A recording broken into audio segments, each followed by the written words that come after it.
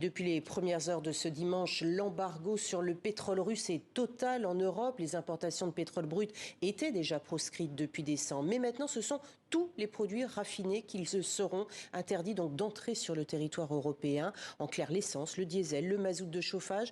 On va rejoindre Paul Germain à Bruxelles. Paul, qu'est-ce qui va changer véritablement après cette décision ? Eh bien Isabelle, cet embargo risque de créer ce qu'on appelle des tensions sur les marchés et donc de faire grimper les prix à la pompe.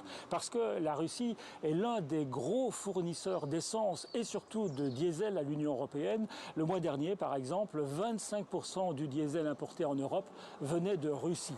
Alors les 27 vont maintenant devoir se tourner vers les États-Unis, vers l'Arabie saoudite et peut-être même vers la Chine qui achète son pétrole à la Russie. C'est évidemment l'une des limites de cet embargo, c'est qu'il ne va pas empêcher les Russes de continuer à vendre leurs produits pétroliers ailleurs. Mais il est vrai que la Russie va devoir brader ses prix et que ça va faire mal à l'économie russe. Cela dit, Greenpeace Belgique vient de faire une étude et dénonce l'hypocrisie européenne. Parce que d'un côté, le pétrole russe ne pourra plus entrer en Europe, mais ce n'est pas le cas du gaz. Le gaz qui continue d'affluer dans les ports européens et en particulier en Belgique. Depuis le début de la guerre, les importations de gaz liquéfié russe ont augmenté de 36%. Comme on dit parfois, on n'est pas sorti de l'auberge, mais surtout, on n'est pas sorti du gaz.